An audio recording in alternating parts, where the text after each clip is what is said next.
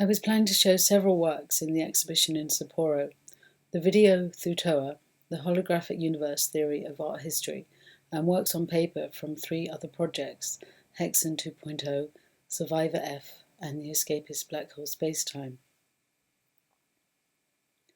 The video project Thutoa, the holographic universe theory of art history, came out of a residency at CERN in Geneva and was based on a theory I'd had several years earlier. I'd had the idea after hearing about the holographic universe theory on a science program on TV. It talked about black holes and the event horizon through which they might be entered, and that everything which entered a black hole would leave a 2-dimensional version of itself on the event horizon. Extrapolating from that, the theory concluded that reality was holographic, that everything existed in more than one dimension and more than one place at the same time.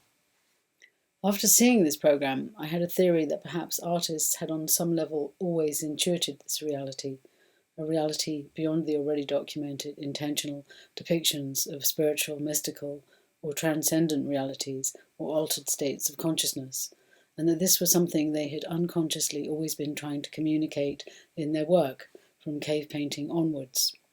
This theory had manifested in watercolors and drawings I made for earlier projects like HFT the Gardener and Survivor F, and so when I was invited to do the residency at CERN, I made a work to test this theory.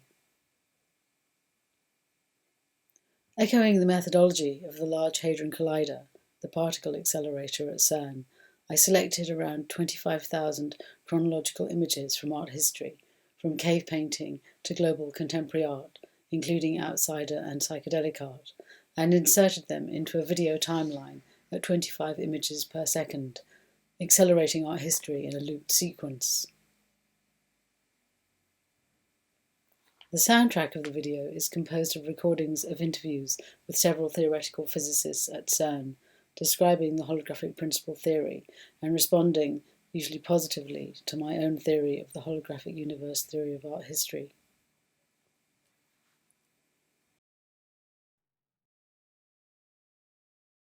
So this is sort of a manifestation of this holographic principle, where one has found that in a particular geometric simplified setup and in extra symmetries in the theory and so on, it turns out that the information which is in the system, you could think about putting little bricks or little colored marbles into this inside. You would think that the inside would contain more information, like a location of a certain point here and so on.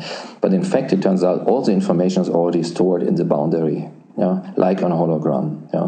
So it might look, in a sense, higher dimensional. You might look inside and think, oh, there's an extra dimension, so there's more stuff to be put there. But it's not. It's just on the boundary, like a optical hologram, which is just a plane, and where there's an illusion of a higher dimension, but actually all the information is already there. This looks a bit ad hoc. So first I say what it has to do with the real world, and the question is I don't know, because the real world doesn't look like this. There's a different topology. There is no obvious boundary. So if this would be true in the real world,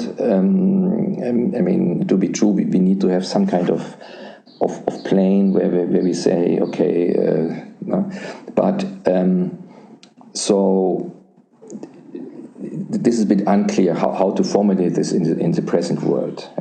But the reason why one is thinking about this looks ad hoc. The reasoning comes from black holes, and black holes are very, very mysterious objects because they are conceptually on the overlap of two important pieces of physics, which is gravity, general relativity, and quantum mechanics.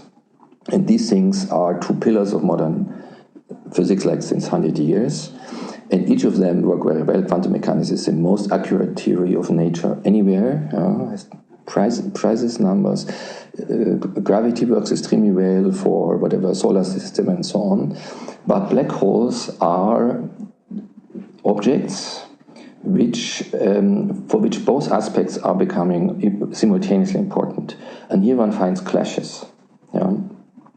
You might ask, well, do we ever have seen a black hole? No, not directly, but there is indirect arguments earlier by certain pulsar observations, but more recently by this discovery of gravitational waves, where one sees very clearly the traces of colliding black holes. So there's no doubt that they exist really somewhere in the universe. Also, one doesn't really see them too far away, fortunately. Close by a black hole would be pretty disastrous, potentially. But the boundary itself, do you have, when you fall asleep at night, do you visualize it? How do you see it? I see purely it. Abstractly? I see it like this. I see it like two different regions, and this is a radius. It's a distance. It's a spatial distance, and this is a boundary, which is an infinite plane. Let's say, if I go close enough, and in this plane, I know some rules, and if I move out of this plane,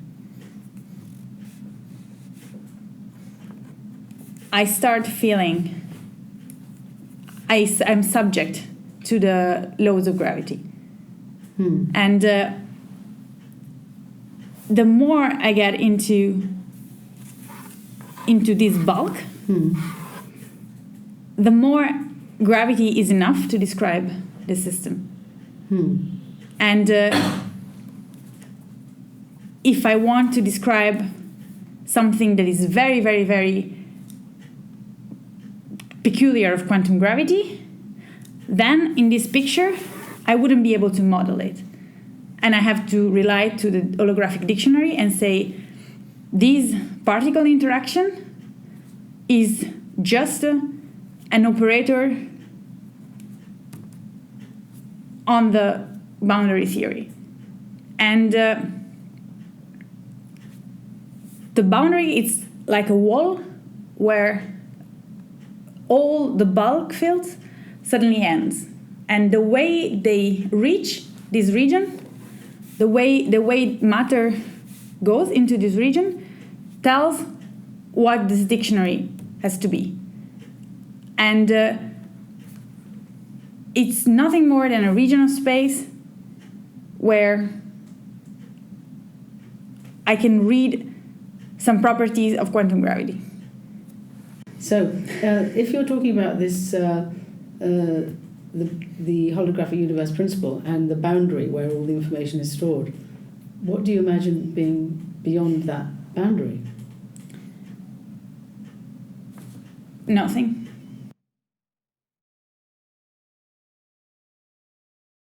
The project Hexen 2.0, which I made between 2009 to 11, looks into histories of scientific research behind government programs of mass control, investigating parallel histories of countercultural and grassroots movements. Hexen 2.0 charts within a framework of post-World War II US governmental and military imperatives, the coming together of scientific and social sciences, the rise of Web 2.0 and increased intelligence gathering and implications for the future of new systems of societal manipulation towards a controlled society. Hexen 2.0 specifically investigates the participants of the seminal Macy conferences, which took place between 1946 and 1953 in New York, whose primary goal was to set the foundations for a general science of the workings of the human mind. The project simultaneously looks at diverse philosophical, literary, and political responses to advances in technology, including the claims of anarcho-primitivism and post-leftism. Theodore Kaczynski, the Unabomber, techno-Gaianism and transhumanism, and traces precursory ideas such as those of Thoreau, Warren, Heidegger and Adorno in relation to visions of utopic and dystopic futures from science fiction, literature and film. Based on actual events, people, histories and scientific projections of the future, and consisting of alchemical diagrams, a tarot deck, phototext works, a video and a website, Hexen 2.0 offers a space where one may use the works as a tool to envision possible alternative futures. So for this exhibition, I was planning to show some of the tarot works. From Survivor F, which I made between 2016 to 19, I was going to show several diagrammatic watercolour works on paper. Survivor F is an hallucinogenic exploration of a future reality in undetermined time and space. Whether manifestations of a survivor of the human race on Earth, in space, on a new planet or parallel universe, or of an artificial superintelligence, Survivor F presents visions of a post-futuristic sublime, charting an existential imaginary of potential human or non-human agency or non-agency of the psychedelic consciousness of Survivor F. Survivor F is intended to be a poetics of the future, a contemporary futuristic alchemical depiction of the universe and beyond.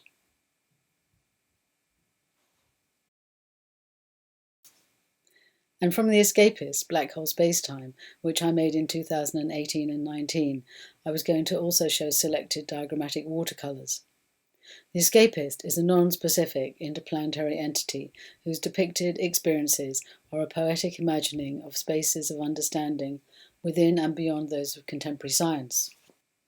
The entire project consists of portals, a comic strip, diagrams, oil paintings, project diagrams, and works by scientists at CERN in Geneva, which envision intelligent life forms on other planets. The project is also accessible through a ring of sky-based portals in augmented reality. When I started discussing selections for the show with the curators, I was amazed how many of my works have images of clouds, not so much roots. And in my project Hexen 2.0, which includes this tarot deck, on the backs of each card is a double-ended mushroom cloud, one cloud reflected under the other. But in many other of the Hexen 2.0 and Survivor F and the Escapist Black Hole Spacetime works, there are clouds which may either be references to the digital cloud, to a zone between Earth and outer space, or to a space inside a drawing or watercolour, which is like a contained zone, which may contain text, or may define an area of a diagram, connoting a certain type of connection between ideas, words, or concepts.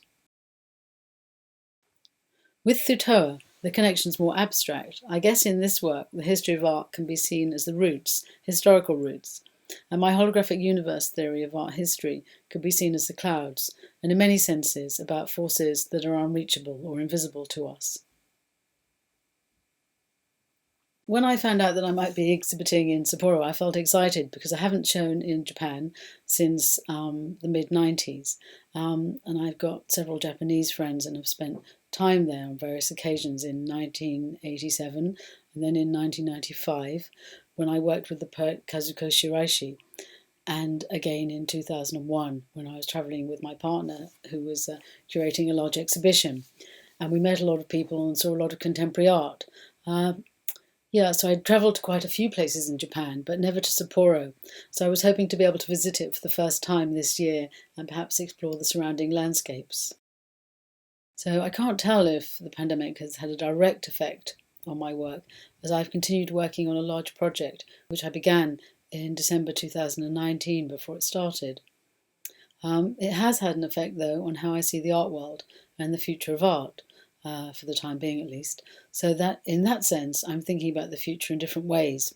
And in turn I guess this is affecting my work, which is usually very much focused in any case on ideas of the future. On the positive side, the pandemic seems to have opened up in many more people's minds the idea of an accelerated drive for positive change, and perhaps an increase in energy to restore the planet. And this echoes also the concerns already within my current project, which is about new techno-shamanic and cosmological systems for survival.